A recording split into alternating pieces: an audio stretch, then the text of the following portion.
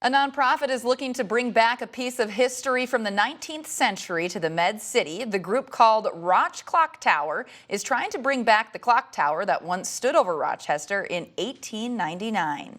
KIMT News 3's Brandon Cote is joining us live from the construction site of the structure.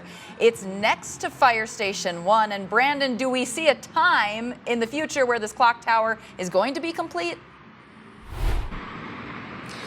Well, Cami, this is a $500,000 project, and its fundraising goal is only halfway there. Now, the nonprofit is trying to rebuild the structure right here to not only honor the current firefighters protecting our community, but the first responders who put their lives on the line for us for over the past 125 years. Here's a rendering of what builders are hoping the tower will look like once it's completed.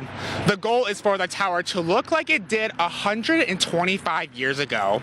Fundraising efforts started 9 years ago, but the group, like I said, is still only halfway to its fundraising goal of $500,000. The nonprofit says phase 1 of construction is completed with the footings and base of all 4 leggings already being installed.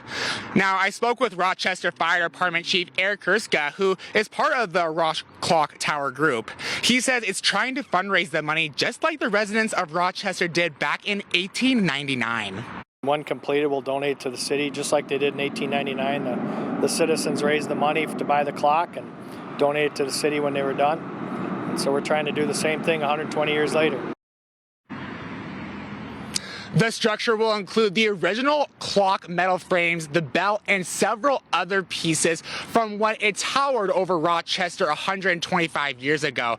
Now, for where all those pieces are being stored, you'll have to find that out coming up tonight at 10 o'clock. Live in Rochester, Brandon Cote, KIMT News 3. Okay, a story that we'll continue to follow. Brandon, thank you. And you at home can be a part of the cause by donating money or reserving a paver with your name on it that will be on the ground of the new clock tower. Find out how by downloading the KIMT News 3 app and clicking on this story.